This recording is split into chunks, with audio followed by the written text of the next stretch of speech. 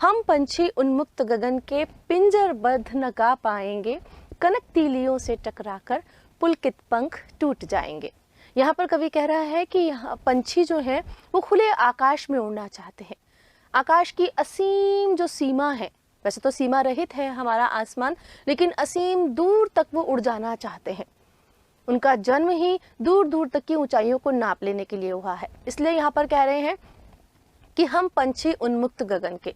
यहाँ पर तात्पर्य कवि से ये भी है कि मनुष्य भी जो है वो स्वतंत्र रहना चाहता है, वो कभी किसी से बंध कर नहीं रहना चाहता। तो यहाँ पर उन्होंने पंछियों का उदाहरण देकर के कहा है कि प्रत्येक प्राणी जो है वो उन्मुक्त अपना जीवन जीना चाहता है।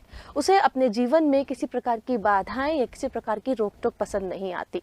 यदि हम बच्चों पर ज़्यादा रोक टोक लगाएंगे तो उनका जो विकास है वो भी रुक जाएगा। तो यहाँ पर पंछियों के माध्यम से यही बताया गया है कि हर किसी को विकसित होने का अवसर प्रदान कर देना चाहिए। जैसे यदि कोई पौधा है, उसे धूप में ना रखकर एक कमरे में बंद करके रखा जाए तो वो पौधा भी मुरझा जाएगा, मर जाएगा। क्यों? क्योंकि उसे उचित प्रकाश नहीं मिल पाएगा, उसे ठंडी हवा नहीं मिल पाएगी और प्रकाश और हवा के अभाव में वो सूख जाएगा। उसी प्रकार यदि किसी भी बच्चे को भी आगे बढ़ने का अवसर नहीं मिल पाता है तो वो भी मुरझा जाता है, विकसित नहीं हो पाता, अशिक्षित रह जाता है, उसकी बुद्धि और शारीरिक विकास जो है वो वहीं रुक जाते हैं। तो यहाँ पर जिस प्रकार पंछी कहते हैं कि हम उन्मुक्त गगन के पंछी हैं, पिंजरबद्ध न गा पाएंगे।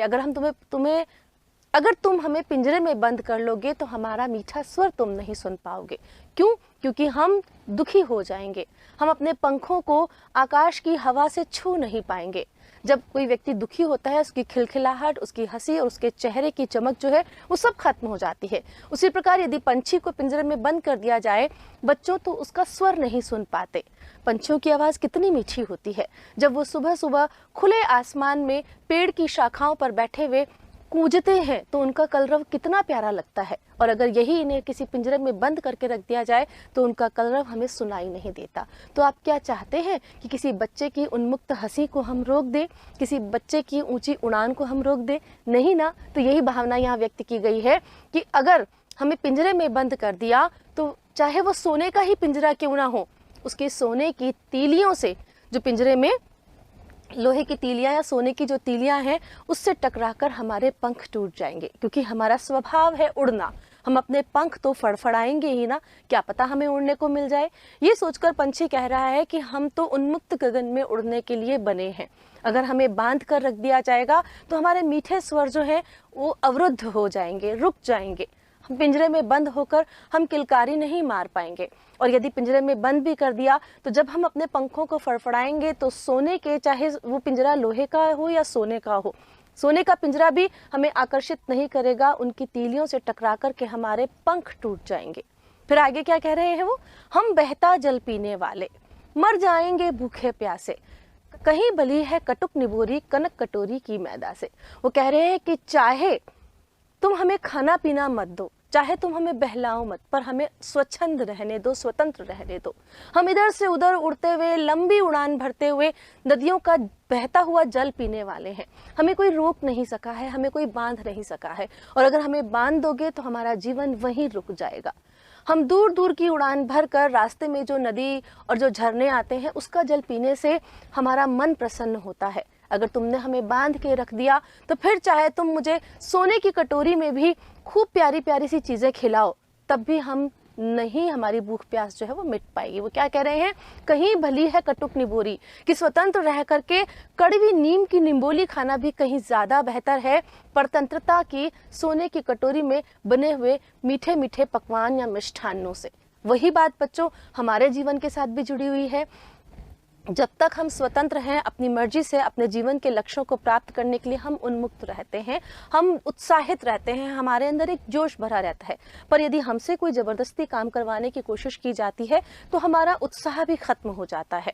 और बच्चे तो खासकर एक चंचल प्राणी हैं, बच्चों को तो आनंद आनंद में ही चीज़ें सिखाई जाती हैं। तो कहते हैं कि यदि बच्चों को उचित बढ़ने के अवसर नहीं दिए गए, उन्हें बांध के रख दिया गया, उन्हें अपनी मर्जी के आधार पर जीवन जीने दिया जाए, तो वो ज़्यादा खुली हवा में सांस ले सकते हैं, बशर्ते कि हम अपनी चीज़ें उन पर थोप दें।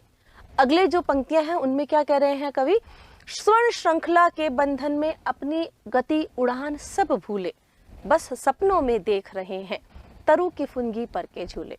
वो कह रहे हैं कि यदि हम पंछियों को बांध करके रख दें तो पंछियों की क्या भावना व्यक्त होती है कि स्वर्ण श्रृंखला के बंधन में, कि सोने की जो जंजीरें तुमने हमें पहना दी हैं उसके बंधन में हम अपनी गति, अपनी उड़ान सब भूल चुके हैं।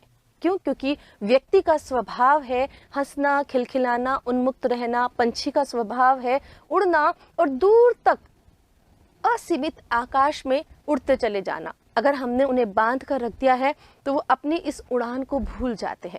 वो कह रहे हैं कि तुमने हमें सोने की जंजीरों में अगर बांध दिया तो हम अपनी गति, अपनी उड़ान सब भूल जाते हैं।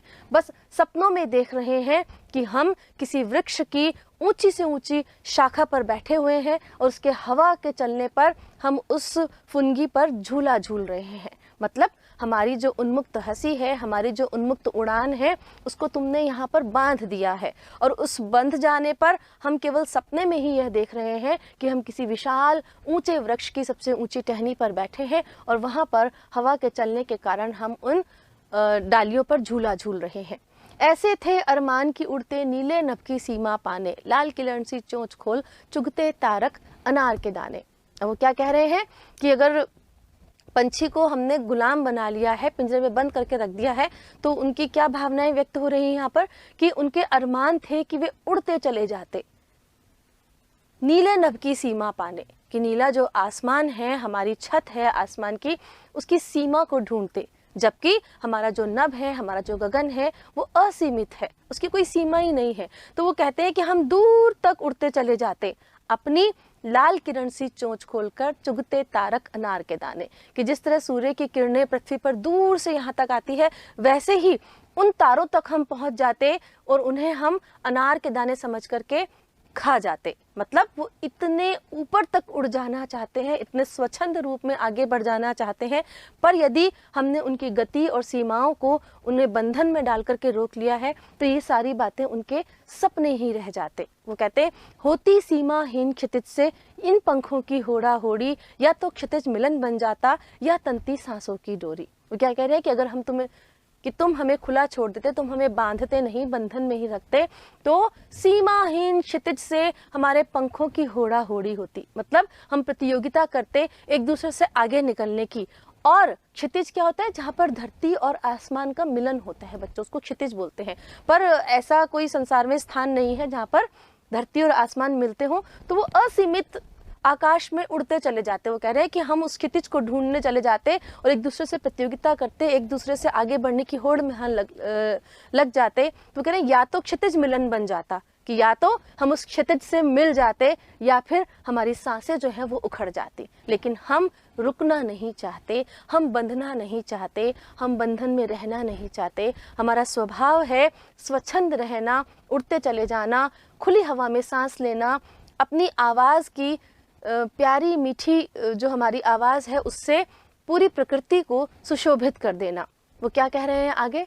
पंछी क्या कह रहा है? नीर न दो चाहे टहनी का आश्रय छिन्न भिन्न कर डालो, लेकिन पंख दिए हैं तो आकुल उड़ान में विघ्न न डालो। वो कह रहे हैं कि तुम चाहे हमें रहने के लिए घोंसला मत दो, चाहे तुम अपने घर की किसी भी वृक्ष की टहनी पर हमें घोंसला मत बनाने दो, चाहे अगर हमने घोंसला बना लिया है तो उसे छिन्न भिन्न कर दो, तोड़ दो, लेकिन ईश्वर ने हमें पंख दिए हैं तो हमारी इस निश्चल उड़ान में किसी भी प्रकार की बाधा मत बनो। हमें उड़ने दो, हमें लहराने दो, हमें सूरज के साथ अपनी ताल मिलाने दो, हमें तारे रूपी अनार के दाने चुगने दो, हमें सीमाहीन क्षितिज से मिलने दो, हमें रोको मत, हमें टोको मत।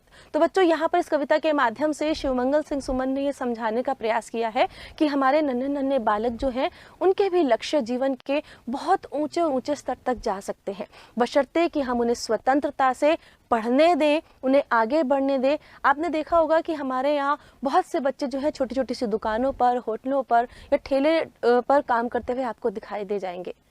उनके ये बढ़ने का समय है। बाल मजदूरी को रोकने का प्रयास सरकार की तरफ से तो किया भी जाता है, पर यदि हम देखते हैं कि कुछ ऐसे बच्चे जो अपने उचित आयु के अनुसार विकास के अवसर प्राप्त नहीं कर पा रहे हैं, तो ये हमारा फर्ज बनता है कि हम उन्हें उड़ान भरने दें, हम उन्हें शिक्षा के अवसर प्रदान करें, हम उन्हें आगे बढ़ने के अवसर प्रदान करें।